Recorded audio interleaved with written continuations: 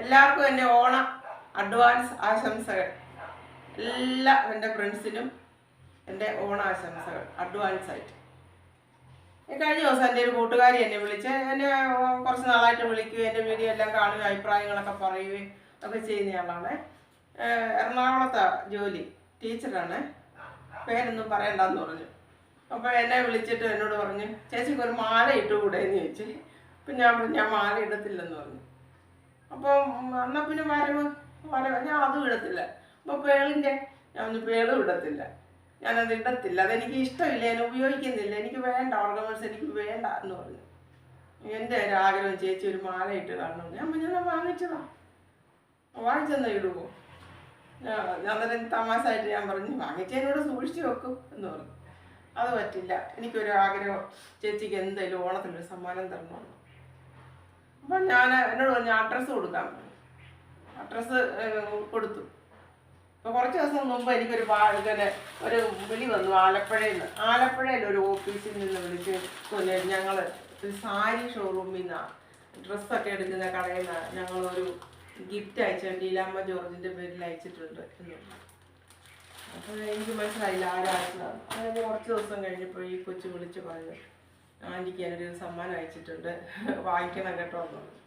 അപ്പോൾ ഇന്ന് രാവിലെ കൊറിയർ ഓഫീസിൽ നിന്ന് തന്നെ വിളിച്ചു, ലീലാമ്മ ജോർജിനൊരു പാഴ്സൽ ഇവിടെ വന്നിട്ടുണ്ട്.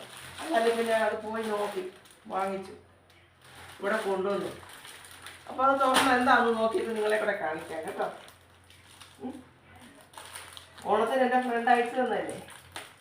പുള്ളിക്കാട്ടി പറഞ്ഞ പുള്ളിക്കാട്ടിൻ്റെ പേരും കാര്യങ്ങളും ഒന്നും പറയണ്ടേ,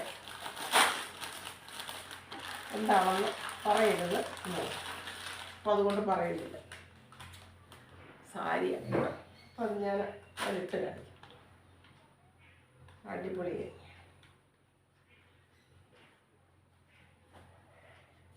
അടിപൊളി സാരി, നല്ല കളറ്, എനിക്കിഷ്ടപ്പെട്ടു. ഇപ്പോൾ എനിക്കൊരു ഗിഫ്റ്റ് വന്നു, അതിൻ്റെ പ്രശംസ മറ്റുള്ളവരെ വിളിച്ച് അറിയിച്ചു, ഫോണിൽ കൂടെ അറിയിച്ചു, അങ്ങനെയല്ല ഞാൻ വിചാരിക്കുന്നത്. എനിക്കൊരാളൊരു ഗിഫ്റ്റ് തന്നെന്ന് പറയുമ്പോൾ എനിക്കത് എത്രമാത്രം സന്തോഷമാണെന്നറിയോ. ഞാൻ പലരും ഇങ്ങനെ വിളിക്കുന്നുണ്ട്, അഡ്രസ്സ് ചോദിക്കുന്നുണ്ട്. ഞാൻ അങ്ങനെ ആർക്കും ഞാൻ അതിനോട് അങ്ങ് താല്പര്യം കാണിച്ചില്ല. എന്നാൽ കുറേ പേര് തന്നിട്ടുമുണ്ട് കേട്ടോ. ഇപ്പം ഓണം സംബന്ധിച്ച് എനിക്ക് കിട്ടിയ ഗിഫ്റ്റായത് അടിപൊളി സാരി. ഈ ഗിഫ്റ്റ് അയച്ചു തന്ന എൻ്റെ ഫ്രണ്ടിന് ആദ്യം ഓണാശംസകൾ. പിന്നെ മാഡത്തിൻ്റെ കൂടെ ജോലി ചെയ്യുന്ന എല്ലാവർക്കും ഓണാശംസകൾ.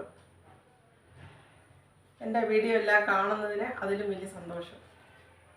ഒരുപാട് പേര് വിളിക്കാറുണ്ട്, ഒരുപാട് പേര് വിദേശത്തു നിന്നൊക്കെ, നമ്മുടെ ഈ ഇവിടെങ്ങുമല്ല, കാനഡയിൽ നിന്ന് സിംഗപ്പൂരിൽ നിന്ന് ഒക്കെ വിളിക്കുന്നുണ്ട് ആൾക്കാർ. എൻ്റെ വീഡിയോ കണ്ടിട്ട് അവർക്ക് സന്തോഷമായിട്ട് വിളിക്കുന്നുണ്ട്. ചിലർ പറയും സംസാരം ഇഷ്ടമാണ്, ചിലർ പറയും പാചകം ഇഷ്ടമാണ്, ചിലർ പറയും എന്തുവാ മറ്റുള്ളവരോടുള്ള ഇടപെടി സമീപനം അതൊക്കെ ഇഷ്ടമാണ്, അങ്ങനെ വേണം, ഇങ്ങനെ മുന്നോട്ട് പോകണം. നല്ല കമൻറ്റുകളാണ് പറയുന്നത്. ഇതുവരെ ആരും ഒരു കമൻറ്റും ബാഡ് കമൻറ്റായിട്ട് പറഞ്ഞിട്ടില്ല, ഞാൻ കേട്ടിട്ടില്ല. തമാശല്ലേ വീഡിയോ, സോഷ്യൽ മീഡിയ അല്ലേ, തമാശല്ലേ, പലരും പലതും പറയും. എന്തായാലും ഈ വലിയ സമ്മാനം തന്ന എൻ്റെ പ്രിയ സഹോദരിക്ക് വീണ്ടും വീണ്ടും വീണ്ടും ഓണാശംസകൾ. ദൈവം അനുഗ്രഹിക്കട്ടെ എന്ന് പറയുന്നു.